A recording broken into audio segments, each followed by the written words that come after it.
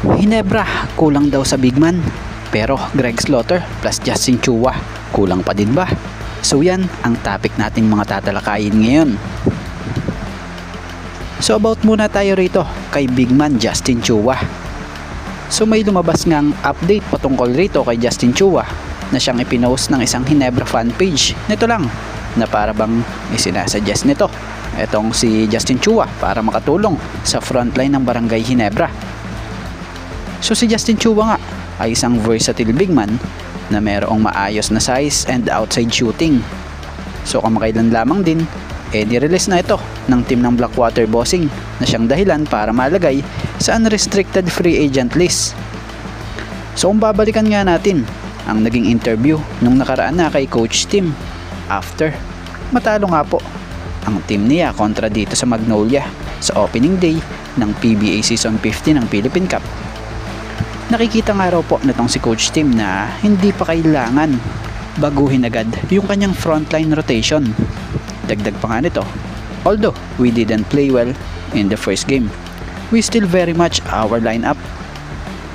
So yun. So kasalukuyan nga pong nasa sa lineup ng Barangay Hinebra ngayon ay ang mga big man or frontline player tulad nila Japet Aguilar, Raymond Aguilar, Ben Adamos at Norbert Torres. So para kay Coach Tim Cone, siguro ngayon sa opinion natin dito, maaga pa para magpalit ng frontline or magdagdag lalo't kompleto na sila sa lineup nila. At about tayo dito kay Greg Slaughter. Ito, mukhang mabubuhayan especially mga Hinebra fans dyan. So speaking of size pa rin yan ang tinalakay via pass break credit po about sa Barangay Hinebra. So ito raw ang potential solution to improve their front court, yung maibalik ang dating Hinebra big man na si Greg Slaughter. So nito lang napabalitang inilagay si Slaughter or playing rights nitong si Greg Slaughter sa trading block nitong team na kasalukuyang may hawak sa rights niya sa PBA na team ng Titan Ultra. Matapos ngang hindi magkasundo sa contract agreement si Greg at ang kampo ng Titan Ultra. So kaya naman ngayon, mas lumaki ang usap-usapay posibleng pagbabalik nito sa Hinebra, lalo't need ng Hinebra ngayon ng tulad ni Greg Slaughter.